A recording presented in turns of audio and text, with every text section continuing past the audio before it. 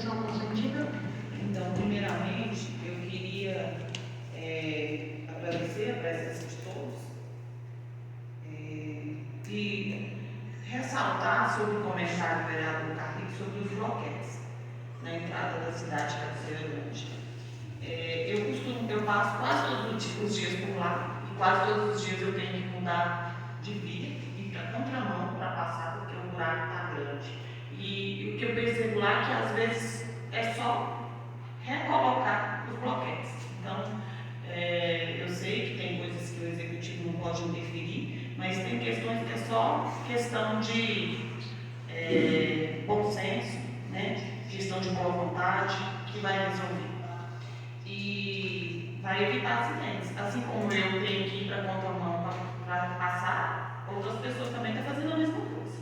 Então, isso não é uma coisa muito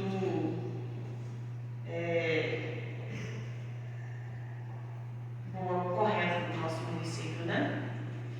E outra questão que eu queria ponderar sobre o comentário que a Poliana fez sobre a saúde no município. Eu recentemente procurei a secretária de saúde para ver justamente sobre essas questões do atendimento dos especialistas, então, no caso, neurologista, fonoaudiólogo, cardiologista, pediatra e outros, que estavam acontecendo, né, nos anos anteriores, com suas fragilidades, mas estava acontecendo, estava atendendo. E no início do ano eu procurei o secretário de saúde, que era o João Patrício, e ele me garantiu que após terminar o período de calamidade, ia normalizar esses atendimentos. E nós caminhamos para 3 meses após o tempo de calamidade, o fim da calamidade. 3 meses é um tempo bom. E tem mães que estão com crianças em casa que têm sintomas que necessitam de uma reavaliação, de um atendimento de um especialista na área, né, de neurologia, de fonoaudiologia e não papel. Né? Procurei a Nayara, ela me disse que está empenhada em resolver essa questão, que nos próximos dias haverá reuniões justamente no intuito do município custear esses atendimentos. O que não pode é as pessoas ficarem como estão. Né? Isso tem que ser visto com prioridade.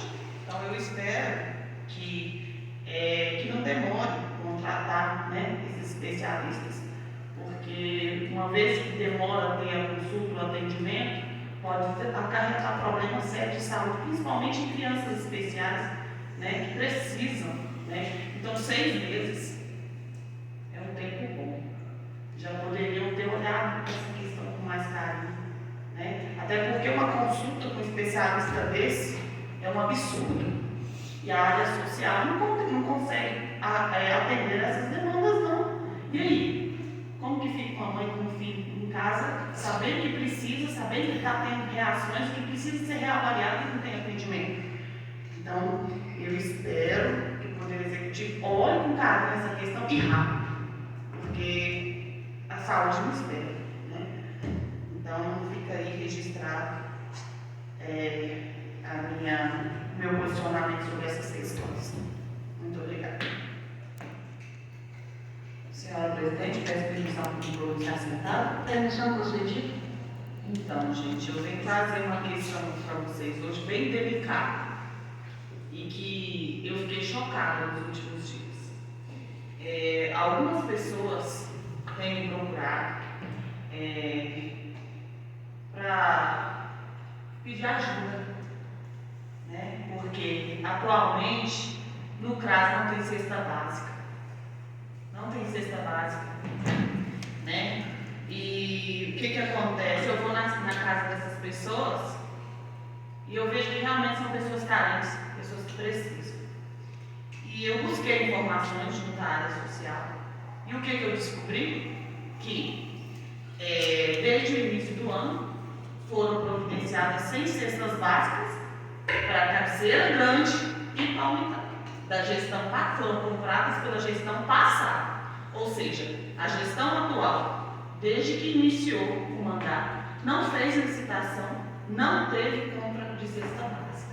E os 3 primeiros meses era calamidade. mas por ser calamidade dispensava o processo licitatório. Então, por que não comprou? Por que não comprou? Deixou chegar no caos que está. E a resposta que eu tive é que está em processo de licitação. Quem está com fome vai esperar processo de licitação, gente. Por favor, a que ponto nós chegamos? Então, assim, será que a fome dessas pessoas não é prioridade? Saúde não é prioridade? Será que a fome não é? Né? Então, eu fico realmente indignada com as coisas que acontecem nesse município. Né? E o que eu percebo? Que essas pessoas, quando eu visito essas pessoas, são pessoas que realmente precisam. São pessoas simples, humildes, pessoas que realmente não têm condição e que precisam da área social. Né? E o que eu percebo? São as pessoas que passam dificuldades. E a gente acaba se comovendo, a gente acaba tirando do bolso da gente, porque a gente vai ver a pessoa passando fome e não vai fazer alguma coisa por ela. Você procura os órgãos que deveriam fazer e não estão fazendo. Então, assim, eu realmente vejo um descaso nessa questão. Né? E a fome dói, gente. Eu penso nessas famílias. E 6 meses. Por que não deu prioridade para essa questão na cesta básica? Por que não deu prioridade? As pessoas estão precisando. E não tem previsão ainda. Eu não tive uma resposta de previsão de quando e até quando essas pessoas vão ficar com fome. A gente vai socorrer uma pessoa aqui, outra ali, e as outras que precisam o tempo todo. Cesta básica, gente. Pelo amor de Deus. Eu preciso concluir. Eu não vou conceder o momento.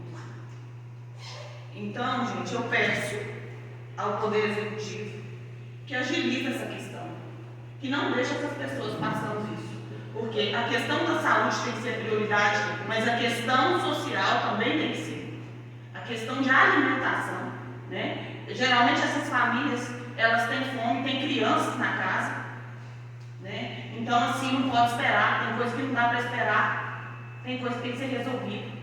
Então, eu peço ao Poder Executivo que agilize isso, que resolva isso. Senhora Bernardo, o senhor deu o seu tempo. Muito obrigada.